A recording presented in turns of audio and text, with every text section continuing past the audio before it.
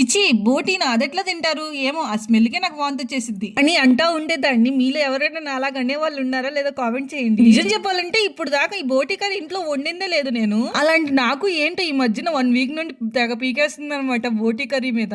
మొన్నటి నుండి అనిపిస్తుంది తినాలి తినాలని గట్టిగా.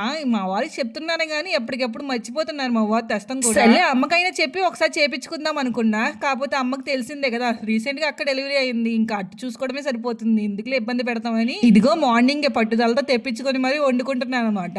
అయితే నేను వండేది ఫస్ట్ టైం కాబట్టి నాకు సరిగ్గా వండటం రాదు. అందుకనే యూట్యూబ్ లో ఒక 10-20 వీడియోస్ చూసి ఈ వీడియో మాత్రం చాలా ఈజీగా సింపుల్ గా అనిపించింది. అందుకనే నాకు వచ్చి రానట్టు అట్లా వండేసాను. కరెక్ట్ గా పొయ్యి మీద వేసేటప్పటికి మా హనీకి 1-2 వచ్చేసింది అనమాట. నేను అటు వెళ్ళి కడిగే లోపు ఇటు మాడిపోయింది కర్రీ కాస్త. ఎప్పుడు రొటీన్ గా కర్రీ ఎందుకులే అని ఈ రోజు ఫ్రై చేసా బోటీతో. చాలా టేస్టీగా వచ్చింది. మా వారికి కూడా బాగా నచ్చిందంట. మీకు నచ్చితే చిన్న లైక్ ఇచ్చి సబ్స్క్రైబ్ చేసుకోండి. నెక్స్ట్ వీడియోలో కలుద్దాం. Okay bye.